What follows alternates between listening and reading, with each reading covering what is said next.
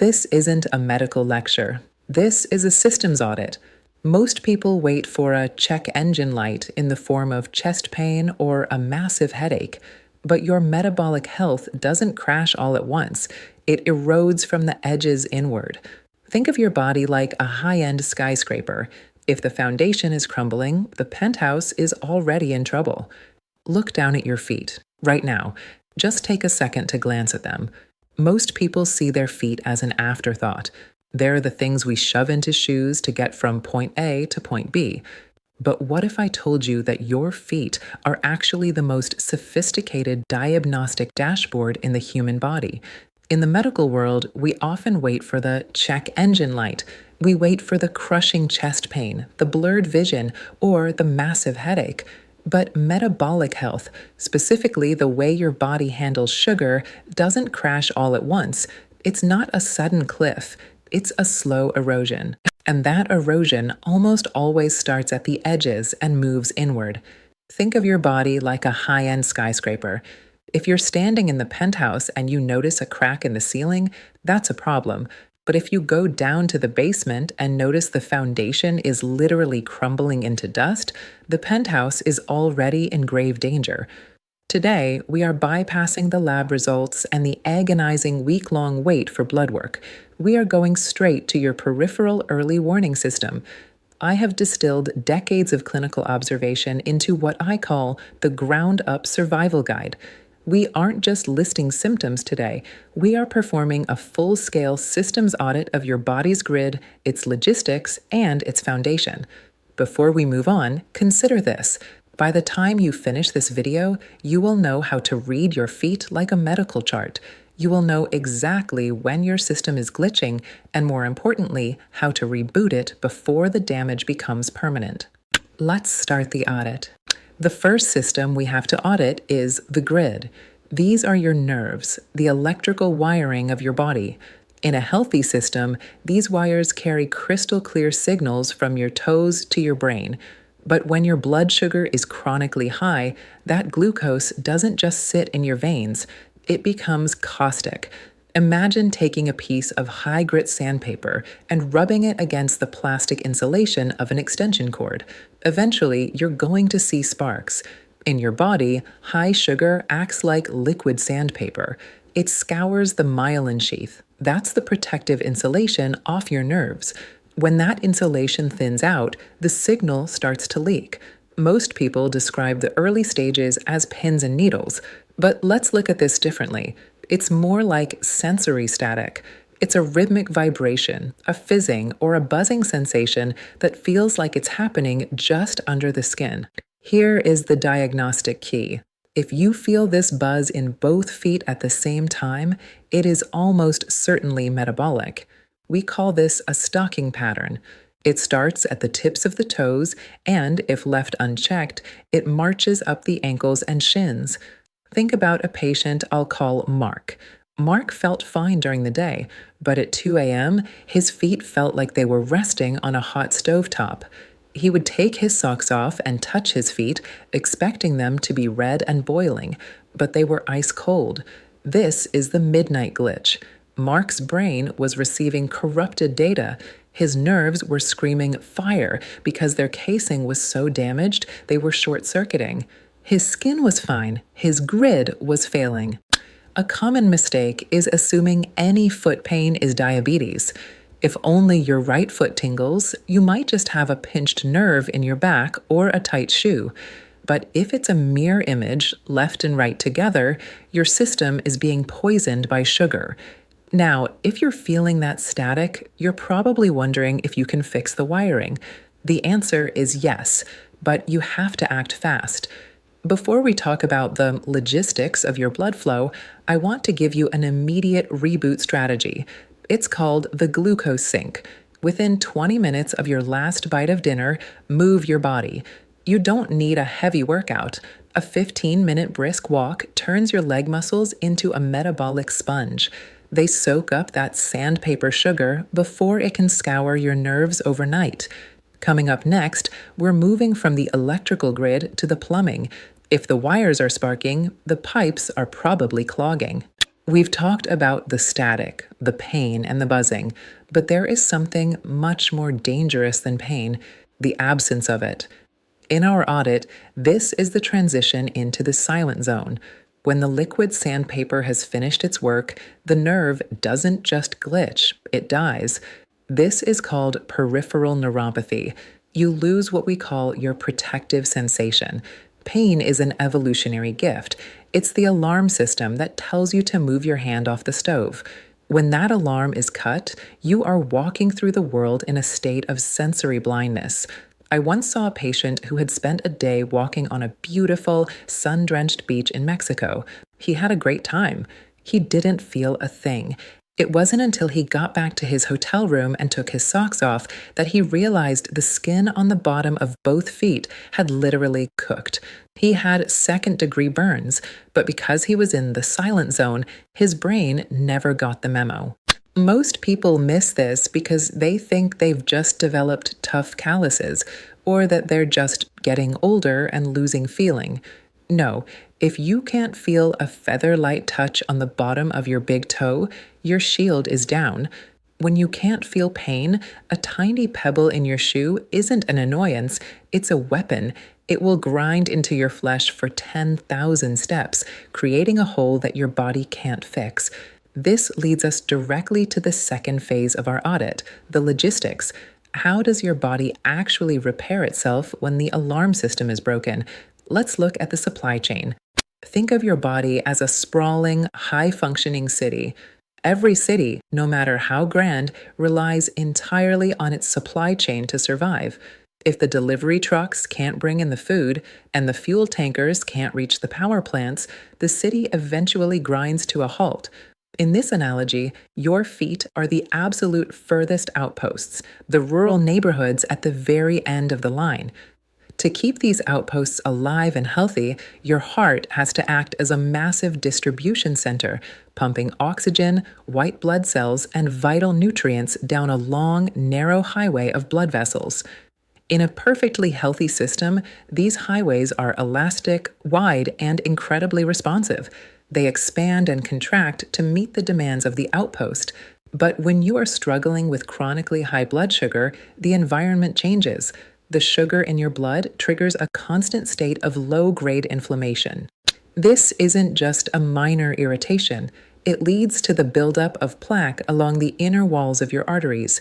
Over time, those wide-open highways become stiff, narrowed, and eventually they turn into calcified pipes.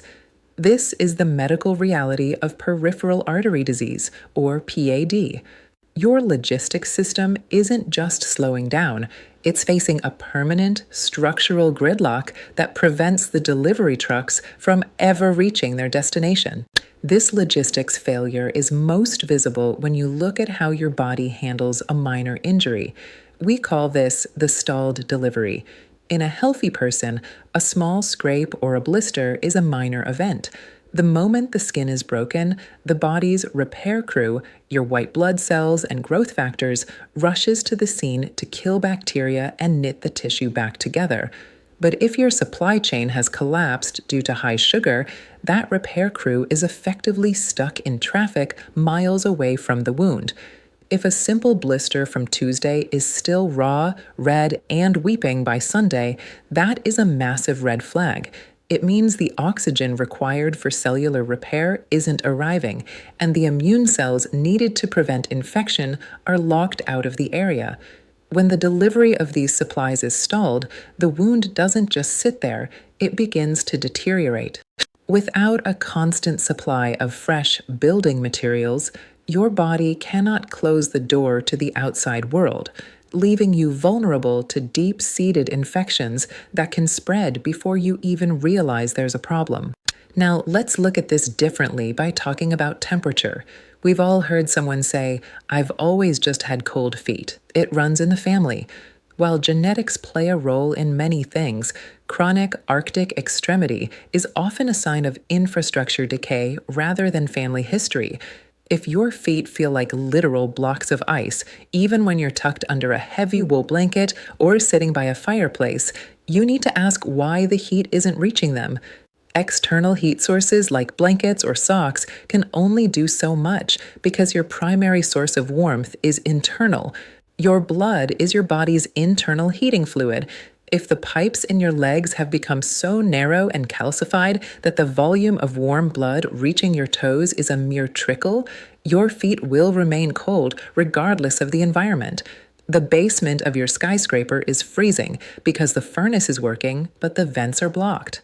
To see how this plays out in real life, imagine you're wearing a new pair of shoes. You go for a walk, and you get a tiny, standard rub on your heel. To a healthy person with a functioning supply chain, that's a 3-day inconvenience that heals and disappears. But to someone with a logistics failure, that tiny rub is a check engine light for a looming catastrophe. Because the blood flow is so restricted, the skin on the heel doesn't have the resources to repair the friction damage. Instead of healing, the tissue begins to die from the inside out, turning that minor rub into a deep chronic ulcer. This is how a nothing scratch escalates into a surgical emergency. The lack of oxygen means the tissue is essentially starving to death, and because the nerves might already be glitching from phase 1, you might not even feel the ulcer getting deeper until it's already reached the bone. Before we move on, I have to share a pro tip that most people, and even some healthcare providers, completely miss. It's the socks and constriction trap. When your feet are chronically cold, your natural instinct is to put on the thickest, tightest, most elastic socks you can find to trap the heat. However, if your logistics system is already failing, those tight elastic bands around your ankles act like a tourniquet. By wearing restrictive socks, you are physically squeezing the very vessels that are already struggling to deliver blood. You are essentially choking off the last remaining trickle of your supply chain. If you're going to wear socks for warmth, they must be non-binding or specialized diabetic socks that offer warmth without adding external pressure to an already compromised logistics network. Now, if the blood isn't getting down there to nourish the tissues, something else starts to happen on the surface. We've looked at the pipes, but now we need to look at the paint of the skyscraper. Your skin starts to peel, flake, and eventually it begins to crack. Before we move into phase 3, consider this. The most expensive, high-end lotion in the world won't fix a foot that is drying out from the inside. To understand why your heels are cracking despite your best efforts, we have to talk about the irrigation shutdown. We've spent time auditing the wires and the pipes, but now we need to look at the exterior finish of the skyscraper, the paint and sealant of your body, which is your skin. In a perfectly tuned system, your skin stays supple, flexible, and waterproof because of a highly sophisticated automatic irrigation system. This system is controlled by the autonomic nerves, the quiet background workers of your body that handle everything you don't actively think about, like your heart rate or digestion. These nerves are responsible for signaling your sweat and oil glands to produce the moisture necessary to keep your skin's barrier intact. However, when blood sugar remains high for too long, it doesn't just damage the nerves you use to feel pain, it ruthlessly targets these autonomic nerves as well. When these nerves go dark, the irrigation system simply shuts off. Your feet stop producing the natural oils and moisture they need to stay resilient. You might initially look at this and think, great, no more smelly feet or damp socks. But that lack of moisture is a catastrophic failure. Without that natural lubrication, your skin's bricks and mortar lose their flexibility. Your feet aren't just dry, they are becoming a desert, and a desert is a very fragile place for a foundation to sit. This metabolic drought manifests most clearly as infrastructure decay, specifically in the form of deeply cracked heels. Most people dismiss this as a cosmetic issue or a side effect of walking barefoot, but from a clinical perspective, it is much more serious. When skin becomes brittle and loses its elasticity, it can no longer stretch to accommodate the pressure of your weight as you walk. Instead, it snaps. These snaps create what we call fissures, deep, jagged cracks that can eventually reach down into the living tissue. Think of these fissures as open, unguarded doors. In a healthy body, the skin is an impenetrable fortress. In a state of irrigation shutdown, these cracks act as high-speed highways for bacteria and pathogens to march straight into your bloodstream. Because this is happening in an environment where the logistics, blood flow, are already compromised, an infection starting in one of these cracks can escalate with terrifying speed. Because the drought is so visible, I see people making a critical moisturizing mistake every single day. They see the cracks and they respond by slathering on the thickest, greasiest lotions or petroleum jelly they can find. The mistake isn't the moisturizing itself, it's the application. People tend to apply these heavy creams everywhere, especially in the tight spaces between the toes. You must stop doing this. When you trap moisture between your toes, you aren't hydrating the skin, you are creating a maceration zone. It is the exact equivalent of leaving a Band-Aid on your finger while sitting in a swimming pool for 3 days. The skin becomes white, soggy, and structurally weak. This is the absolute perfect breeding ground for aggressive bacteria and fungal colonies. You want the bricks of your heels to be hydrated, but you need the canyons between your toes to remain dry and ventilated. If you want to truly end the drought, you need a specific tool rather than just a fancy scent. This is where we implement the urea protocol. When you are at the pharmacy, look for a cream that contains 10% to 20% urea. Urea is what we call a keratolytic. Most lotions just sit on top of the dead skin like a layer of wax. Urea is different.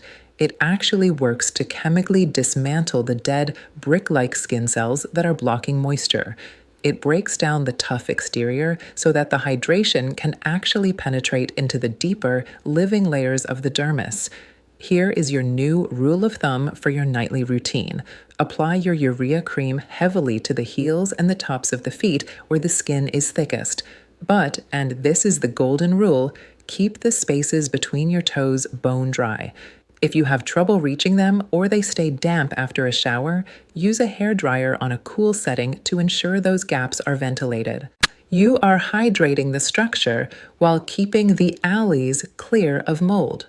Now, we have audited the wires, the pipes, and even the paint, but we've finally reached the point where the damage moves past the surface and into the structural steel itself. What happens when the very beams of the skyscraper start to warp and give way? Before we move into the final phase of our audit, consider this. The next signs aren't just about discomfort, they are about the permanent reshaping of your life. We are entering the most visually shocking part of the audit, the architectural melt. The final phase of our audit focuses on the foundation. Your foot is a mechanical masterpiece, consisting of 26 individual bones, 33 joints, and a complex web of over 100 muscles, tendons, and ligaments. In a healthy body, this foundation is both rigid enough to support your weight and flexible enough to absorb the shock of every step. However, when the grid is down and the logistics are failing, the structural integrity of these bones begins to erode. When blood flow is poor, your bones aren't getting the constant remodeling they need to stay strong. They begin to lose density. But here is the terrifying part. Because your sensory nerves are dead, you can't feel the warning signs of this weakening. You continue to put the full weight of your body, hundreds of pounds of pressure with every step, on a skeletal structure that is becoming as fragile as glass.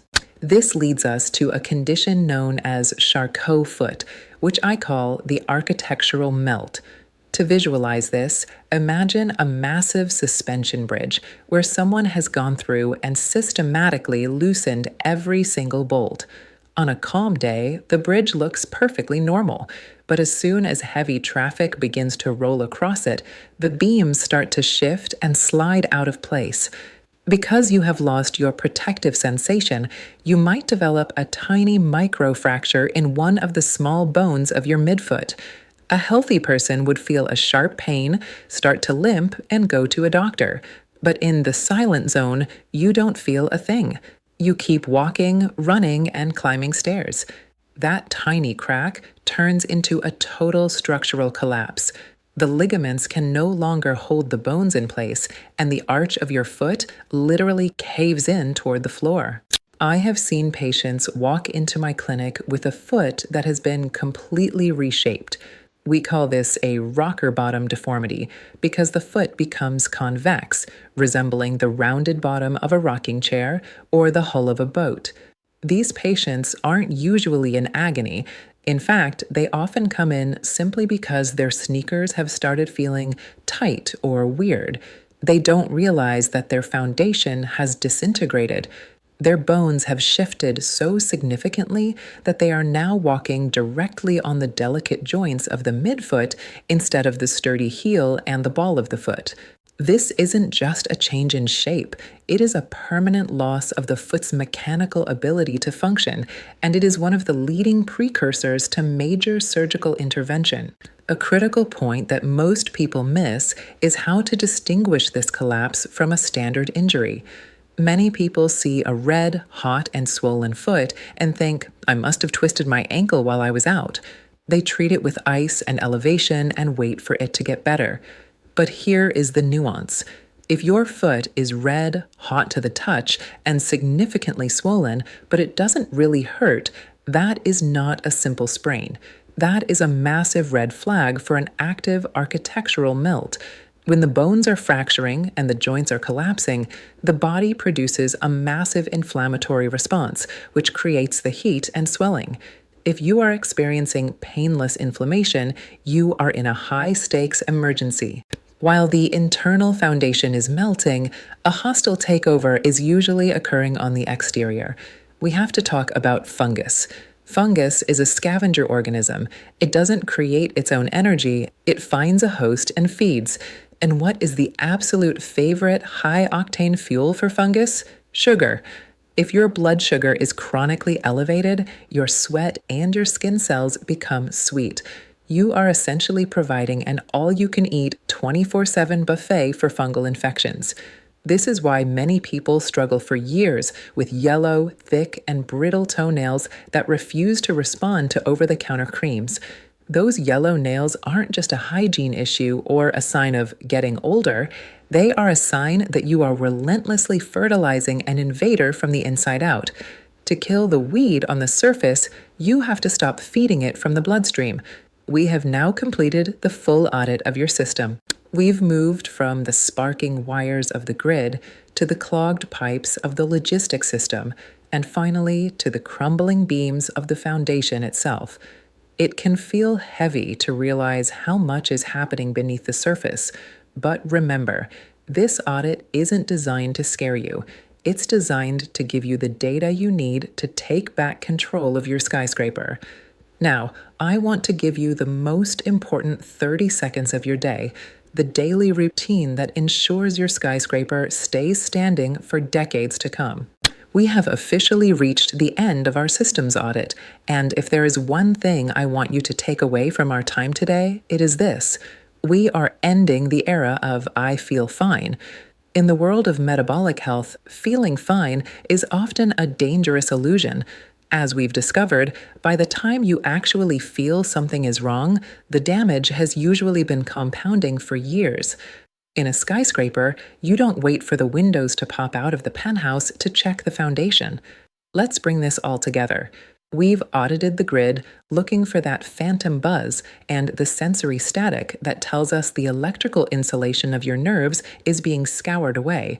We've audited the logistics, monitoring for the Arctic extremity and the stalled healing that signals a supply chain gridlock in your arteries. And finally, we've looked at the foundation, watching for the architectural melt of collapsing bones and the biohazard buffet, where high sugar invites a fungal takeover. Your feet have been speaking a language of whispers. Now you finally have the dictionary to understand them. Now, knowledge without action is just trivia. I'm giving you a mission. Tonight, and every night before the lights go out, I want you to perform what I call the tactile shakeout. This isn't a complex medical exam, it is a 30-second daily systems check that ensures you stay ahead of the erosion. First is the sight test. Don't just glance, really look. Use a handheld mirror if you need to see the soles.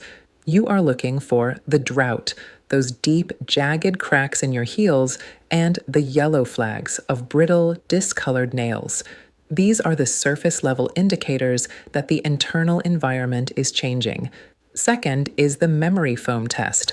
This is one of the most important diagnostic tools you have. Take your thumb and press it firmly into the fleshy area of your ankle for a slow count of 5. When you let go, observe the skin. Does it bounce back immediately, or does it leave a physical indentation, a pick that lingers like memory foam? If that pit stays there, your logistics are overflowing. It is a sign that your heart and kidneys, your body's primary pumps and filters, are struggling to manage the toxic fluid load created by high sugar. Finally, perform the tactile sweep. This is the ultimate test for the silent zone. Before you put your shoes away or put your slippers on, run your hand deep inside them. Feel for pebbles, torn linings, or rough seams. If you find an object in your shoe that you've been walking on all day but never actually felt, you are officially in the silent zone. Your protective shield is down and your alarm system has been cut. If your audit tonight returns a yes on any of these points, if you feel the buzz, see the fissures, or find the pit, I have a very specific directive for you. Do not panic. Fear leads to paralysis, and we need movement.